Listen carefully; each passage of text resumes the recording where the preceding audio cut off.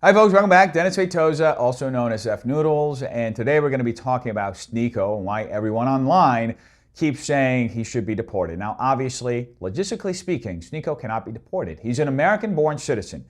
He was never naturalized, so his American citizenship can't simply be revoked and he can't be deported back to whatever country he came from. So no, Sneako is not actually going to be deported. This has just become a meme that's been circulating primarily because of statements Sneako himself has been making online and during his live streams, particularly around several World Cup matches involving majority Muslim and Arab countries.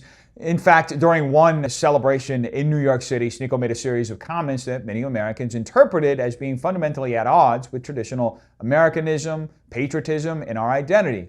Here's one of those most viral clips. Allahu Akbar! Oh no! Fuck you! This is the Islamic Republic of New Yorkistan. Islam will be in every household. Inshallah, the whole world is Muslim. Welcome to Mamdani's New York. You see this city? You see how it looks? Inshallah, your city looks just like this too.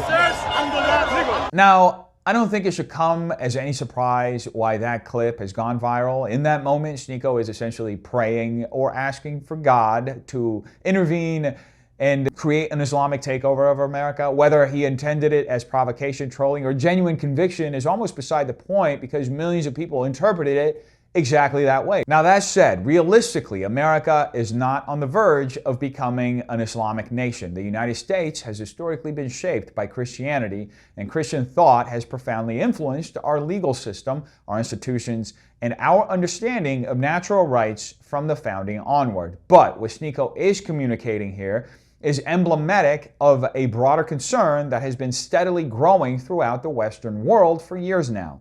The increasing influence of Islam in countries that were historically shaped by Christianity. Ironically, many Western governments today are aggressively secular institutions. Over the last century, they've deliberately separated themselves from the Christian moral framework that heavily influenced the development of Western civilization, and at the same time, many Western nations have experienced significant immigration from countries where Islam is a dominant religion.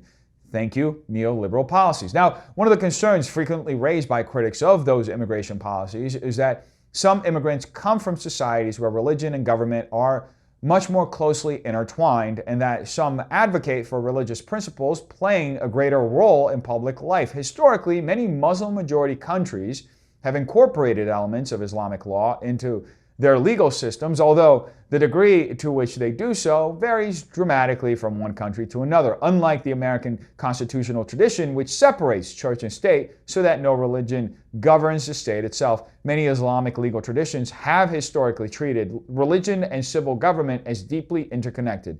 And that distinction matters because it represents two very different political traditions. Now, this also isn't something that's entirely new historically. I mean, we've seen Islamic empires expand into territories that were previously Christian before. The most well-known example is the conquest of much of the Iberian Peninsula beginning in the 8th century. Muslim dynasties ruled large portions of what is now Spain and Portugal for centuries before the Christian kingdoms gradually reconquered the peninsula during what became known as a Reconquista, a process that lasted nearly 800 years. Likewise, over the course of several centuries, large portions of the Eastern Roman or Byzantine Empire eventually came under Muslim rule. As someone whose family comes from the Iberian Peninsula, that history carries personal significance for me because it represents centuries of conflicts over religion, sovereignty, and civilization before Christian kingdoms ultimately reestablished political control over our own lands. And because of that history, many people today worry that Western nations could once again undergo profound cultural transformation, not through military conquest, but through modern political mechanisms such as mass migration, large demographic changes, globalization, and political ideologies that place multiculturalism above cultural assimilation. Again, thank you so much, neoliberalism. Whether you agree with those concerns or not, that's the broader context in which Sneako's comments landed, and it's why this clip resonated with so many people. Critics point to places like England, France, Belgium, Germany, Sweden, and even Spain, arguing that rapid demographic changes have fundamentally altered those European societies over the last couple of decades. Supporters of those immigration policies view those changes as enriching cultural democracies, while anybody with common sense argues that they've weakened national identity, social cohesion, and confidence in the cultural traditions that originally built those nations. Now, all that being said, the reason Sneako's statement received as much attention as it did is because the eyes of the world are on America right now. The World Cup is being played here, and here you have an American-born streamer standing in the middle of New York City, a city that recently elected its first Muslim mayor, wearing an Egyptian jersey and publicly praying for an Islamic takeover of America. What made that clip even more striking to many people is that only days earlier, Sneako was criticizing America after the United States won its own match. The man was seen in tears because America won, and yet here he was enthusiastically celebrating another country's victory while making comments that I think most would agree are very hostile toward our nation's identity. Now, people are obviously free to cheer for whatever team they want. That's not really the issue. If you want to have dual loyalty, that's up to you. I'm just going to kind of look at you weird and think of you very differently because Team USA all day, what are you doing? That said, the issue here with Sneako is the symbolism. Sneako's statement came across as something much bigger than simply rooting for another soccer team. It looked like someone celebrating the idea of replacing the cultural and religious identity of his own country. Shall I add the founding cultural and religious identity of this country entirely with something different and foreign. Egypt itself also has a long and complicated history regarding religious minorities. It's home to one of the world's oldest Christian communities, the Coptic Orthodox Church. And while millions of Christians continue to live there today, there have also been well-documented periods of discrimination, sectarian violence, and terrorist attacks against Coptic Christians, particularly at the hands of Islamist extremist groups. So it's understandable that many Americans would view Sneako's comments through that broader cultural, historical lens. To most of us, this wasn't simply another example of internet trolling or rage bait. This represents concerns that many people like myself, many people on the right, have been expressing about migration, assimilation, our national identity, and the long-term cultural direction of the United States and the West for many, many years, to literally nobody actually paying attention to this. Now, to be clear, I think there's an important distinction that often gets lost online. Criticizing an idea, a political movement, or someone's call for changing the identity of the country is not the same thing as attacking individuals because of their religion. America protects religious liberty. People are free to practice their faith, whether they're Christian, Muslim, Jewish, atheist, or anything else. The issue with Sneako isn't that he's Muslim. It's him celebrating the idea of replacing America's existing cultural identity and religion and founding religion with something else. That's why the reaction was so intense. Now, needless to say, the clip became instant rage bait. Fox News covered it. Conservative commentators shared it. It spread across X, Rumble, and virtually every major social media platform. One of the more interesting responses came from Robert J. O'Neill, the former member of SEAL Team 6, who has publicly stated that he fired the shots that killed Osama bin Laden. Responding to Sneako's comments, O'Neill wrote, "These guys sound way different when you wake them up at 2 a.m. Shh." The reason that post resonated with so many people is because O'Neill spent years fighting America's enemies overseas in the aftermath of September 11th. Now, that said, his comment reflected the perspective of someone who personally experienced that conflict and viewed Sneako's rhetoric through that lens. For many Americans, memories of 9/11 and the wars that followed are still very real, which helps explain why comments invoking an Islamic takeover provoke such strong reactions. Now, as I mentioned earlier, one of the biggest memes that came out of all of this is the demand to deport Sneako. Obviously, nobody was seriously filing paperwork to get him deported. Sneako is an American-born citizen, as I mentioned a moment earlier. You can't simply deport an American citizen. It's not how citizenship works, especially when they're American-born. The slogan was a meme expressing the view that people believed his comments were disloyal and fundamentally at odds with what many people, the majority of Americans, view as America representing. And the joke spread as far as Elon Musk joking about it, Alex Jones joking about it, Nick Fuentes joking about it. The point wasn't the legal mechanism, the point was the sentiment behind it. And needless to say, Sneako responded to all of this during one of his streams, This is what he had to say. Alex Jones wants to gas you. Yeah, I know. I got to respond to Alex Jones. Laura Loomer is saying the same thing. They want me deported. It's so funny that we are so clearly occupied and people still fall for it. Alex Jones is falling for Elon Musk, who's literally an African migrant. He is literally an African migrant trillionaire calling for me, an American-born citizen, to get deported. Right in front of your face, you should be able to see this propaganda. What's happening? What side people are on. Elon Musk is not a Christian. Osmongold is not a Christian. You know, I like Osmongold, respect him, and he's saying that he wants Christian values, and he's not even a Christian. And Christian values and Muslim values are almost identical, almost exactly the same. Muslims and Christians, we believe that Jesus is the Messiah.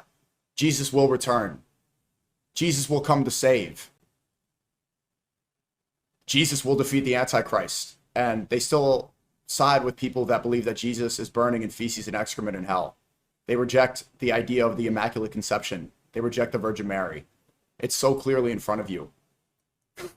Now, there are a few things worth noting here. First, Sneako dismisses the deportation comments as though people genuinely believe he can be deported, but I think he's just entirely missing the point, likely very purposefully. Most of the people making those posts know perfectly well that he's an American citizen. The slogan itself became a meme because people viewed his comments as expressing hostility toward our country that he was born in. In other words, they weren't debating immigration law, they were making a statement about loyalty and identity, American identity. Now further, the second point Sneako raises is that Muslims and Christians essentially believe the same thing because both religions acknowledge figures such as Jesus and Mary. That's a claim that's worth examining more carefully because while Christianity and Islam certainly share some historical figures and trace elements of their history back to Abraham, they are fundamentally different religions with very different theological foundations. Christians believe Jesus Christ is the incarnate Son of God, the second person of the Trinity, who died on the cross for the sins of humanity and physically rose from the dead. Those beliefs are central to Christianity. Islam, on the other hand, rejects each of those doctrines. In Islamic theology, Jesus, known as Isa, is regarded as an important prophet and the Messiah, but not as God, not as the Son of God, and not as someone who was crucified and resurrected in the way Christians believe. The Quran also rejects the doctrine of the Trinity, which Christians understand as one God in three persons, the Father, the Son, and the Holy Spirit. Now, Sneako also mentions examples such as the virgin birth and Mary as evidence that both faiths believe the same things. It's true that Islam affirms the virgin birth and holds Maryam, in very high regard. In fact, she is mentioned more times by name in the Quran than in the New Testament, but sharing certain historical figures or narratives does not mean the religions teach the same theology. Christianity understands the virgin birth as part of the incarnation, where the Son of God took on human nature in the person of Jesus Christ. Islam rejects the incarnation altogether. So while there are similarities in names and certain events, the meaning those events carry within each religion is fundamentally different. Those differences aren't just minor disagreements. They're among the most significant theological distinctions between Christianity and Islam. Now, historically, Christians have also recognized that many ideas found in Islam overlap with debates that have already taken place within the early church. For example, various early Christian movements questioned or denied Christ's divinity or rejected aspects of the crucifixion before the emergence of Islam centuries later. Mainstream Christian theology ultimately rejected those views and heresies through the early ecumenical councils, while Islam developed independently as its own religion in the 7th century. For that reason, Christianity has traditionally regarded Islam not as another branch of Christianity, but as a separate faith with its own scripture, its own prophet, and its own theological framework. So when Sneako suggests that Christians and Muslims essentially believe the same thing, that simply isn't accurate. There are historical connections between the two religions, but their central beliefs are about God, Jesus Christ, salvation, and revelation are profoundly different. And those differences have defined the relationship between the two faiths for nearly 14 centuries. Now, after all of that, Sneako ended up debating Alex Jones on the subject, and needless to say, it didn't quite go the way Sneako seemed to think it would. There are several clips making the rounds on X right now, but I think this one truly captures the broader exchange pretty well. Oh, you said me. You said you want pregnant. to deport him now. You're scared of me individually? I am scared of being a cuck and laying down to people that declare their superiority and their supremacy over me. And you are following Orthodox Islam and are openly announcing we will dominate you, we will control you. So you follow the Quran? Do you believe? Well, let's talk about the clip I said. Pay the Jesus, pay the tax.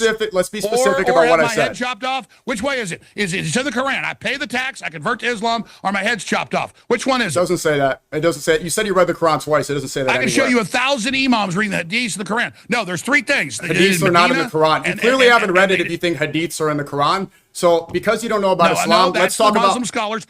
You're saying Islam doesn't say you convert or you pay the tax or your head gets cut off. Absolutely not. Absolutely not. So let's talk about what I said because you don't know about Islam. Hey, everybody, take clips of this and then show 50 imams saying it and then show the hadiths and then show the Quran. Now, I don't think Sneako is being entirely fair in this characterization of what Alex Jones is arguing. And I also don't think Alex is making every point with a nuance that a topic like this deserves. They're having a debate in the middle of this live stream, so naturally they're talking past each other at times. But underneath all of the yelling, there are a few legitimate historical and theological questions that are worth unpacking because these conversations usually end up producing more heat than light, to be completely honest with you. Now, one of the issues that comes up is the historical relationship between Islamic governments and religious minorities. Throughout history, the treatment of Christians, Jews, and other non-Muslims under Muslim rule has varied significantly depending on the time period, dynasty, and region. In many Islamic states, Christians and Jews were recognized as people of the book and were permitted to continue practicing their religion under a legal status commonly referred to as dhimmi. That status generally came with legal restrictions and the payment of a tax known as jizya in exchange for protection and exemption from military service. Historians continue to debate how these systems operated in different places and at different times. In some periods, religious minorities experienced long stretches of relative stability, but in other periods, Christians and Muslims faced discrimination, violence, forced displacement, forced conversion, or coercions of other sorts. The historical record simply isn't uniform across every Muslim dynasty or every century. Needless to say that Sneako is whitewashing something that has, in fact, come with enormous amounts of cruelty for people like my ancestors, for example. Now, I bring that up because these discussions often get reduced to slogans instead of history. If you're trying to understand why so many Christians have concerns about the relationship between religion and government, separation of the mosque and the state in parts of the Islamic world, that history is part of the reason. Likewise, if you're trying to understand why so many Muslims object to broad characterizations of Islamic history, it's because they point to periods where different communities coexisted under Muslim rule. The reality is that history contains examples supporting both narratives depending on the place and the period you're examining.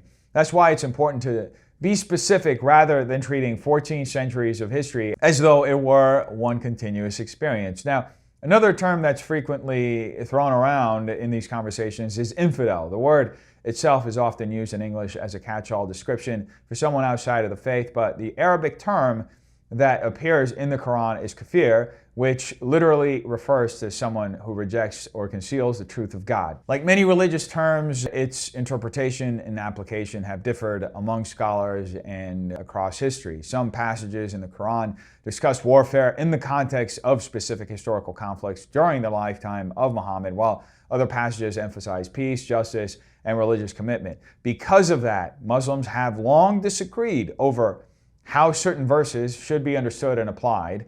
Modern extremist organizations such as ISIS cite particular passages to justify their violence and the broad killings that they've done of many Christian communities, for example, across Syria and other Christian areas in the Arab states. Said there are large swaths of Muslims who reject those interpretations and argue that those groups are distorting their religion. Understanding that distinction is important if we're going to have an honest conversation rather than collapsing every interpretation into one category. Now, ultimately, I think the broader issue here in this whole discussion isn't whether someone is free to practice their religion. America protects that freedom, so they should be free to practice it. The question that generated this entire controversy with Sneako is whether it is appropriate for a prominent American influencer and streamer to publicly celebrate the idea of replacing America's central cultural and theological identity with a different religious and political vision. My humble opinion, that's one of the big issues with Sneako's